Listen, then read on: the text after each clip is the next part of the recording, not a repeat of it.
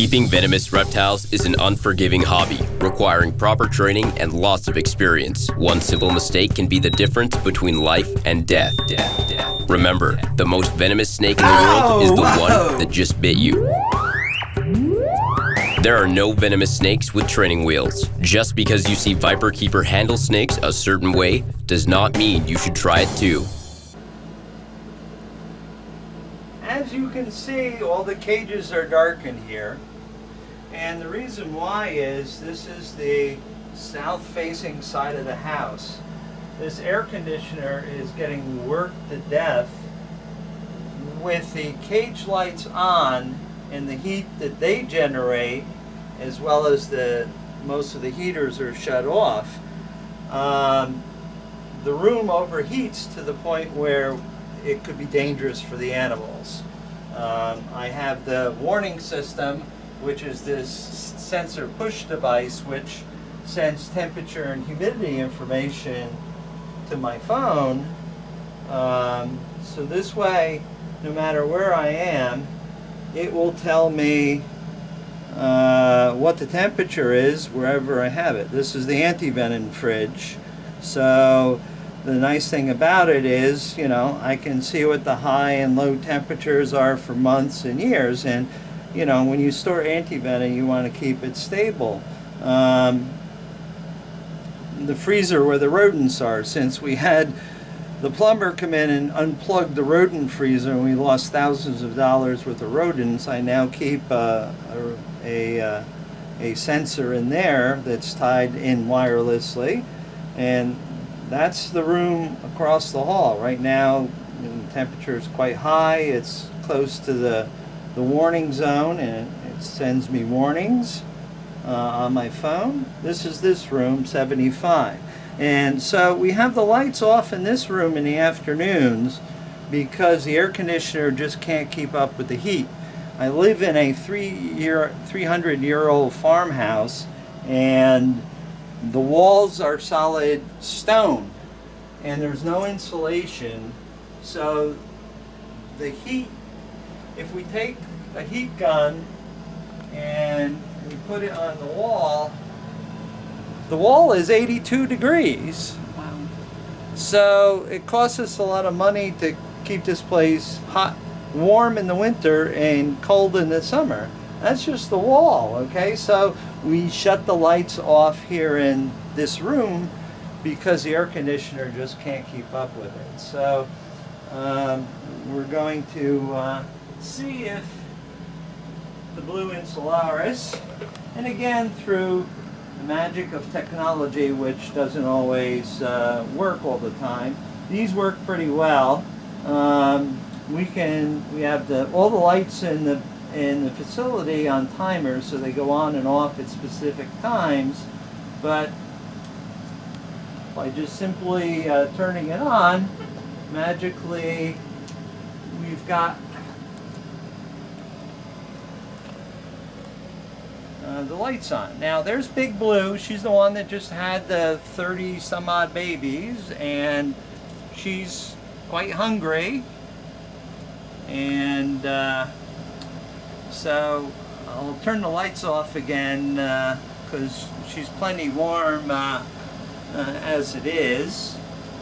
Her body temperature is 76 degrees, which is perfect. The only time you see her up on that branch is not after she eats, is when she was cooking the babies. That was the only time that we saw her up there. So she'll be able to digest perfectly down there. You can see she's smiling quite happily to have a nice warm rodent in her throat. So we're going to shut this and let her do her thing, and then we're going to go over here and see if we can catch the tail of this water cobra's body parts in the door. And this is like Thud. This is like Thud Jr. here. You can see that this guy likes to hang out in the upper areas. Now come on, behave yourself. Come here. Come on. He's just like Thud. It's Thud Jr. You can see him with his mouth open, and I'll change the water dish later because I don't want to catch a tail again. I've already done that to Thud. I don't want to do that to Thud Jr. So we'll just let it eat and find some other place to hide, and I'll do the water dish later. And up here we have one of the cantiles. Probably going to look for something to eat soon. That'll be next up. I start with rats, I go to mice, then I go to small mice and hoppers, fuzzies, pinks, geckos, down in size. These are very shy snakes. This one looks like a male, and they're still quite twitchy and don't like to be seen out and about. Boy, they sure are pretty though. Yeah, they are pretty. And you can see the other one just got his or her head out of there. I'm not exactly sure of the sexes, but I'm hoping it's a pair, but I'm not going to lift up their skirts to find that out. I don't need to know that right now. So, Lloyd's cantiles, we'll feed those later. 2 tasks to do. One is to remove this huge pile of poo without getting bit by Mr. Snooty here, the sharp-nosed pit viper. Yes, I know you're quite excited, and you would be very interested in having a rat, wouldn't you? He went off feed for a long, long time, and all of a sudden, he's come back with a vengeance. Look at that. I mean, he is a no-nonsense eater all of a sudden for the past 3 or 4 months. This is, of course, a Denicistrodon acutus. He's from areas in China and Taiwan and maybe some of those other local Asian countries. These are, normally I would say finger rotters, but anything their venom comes in contact with will rot. I mean, will liquefy.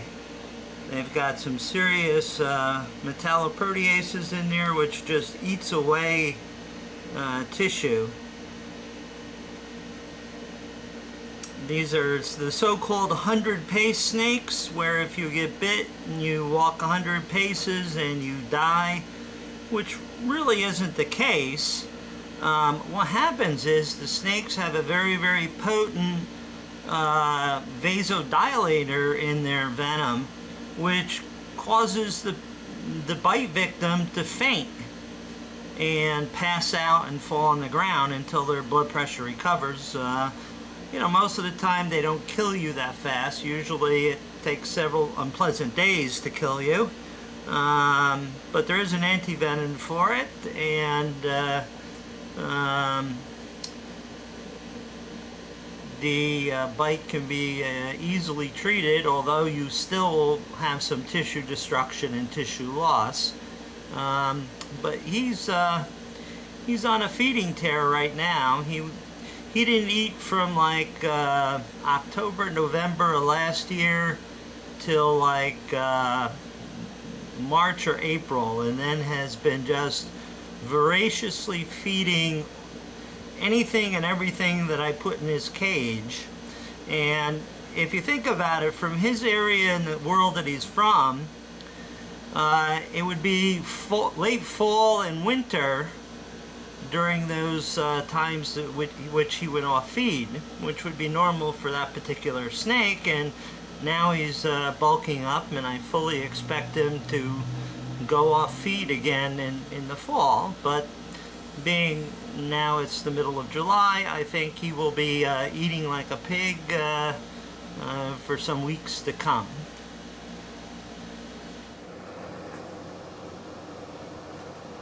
Well, first up today in the feeding schedule is the weasel, whose tail's already wagging and already is quite excited.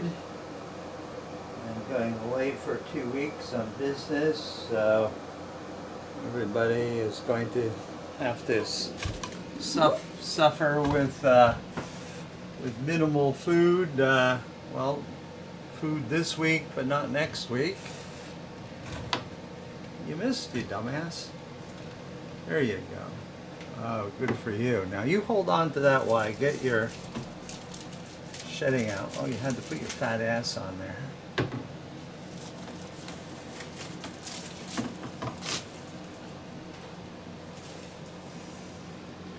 People have asked me many times, can you send me a shed? And I don't do that anymore because there was an incident in North Carolina when some legislation was going through the House to limit venomous reptile keeping in the community.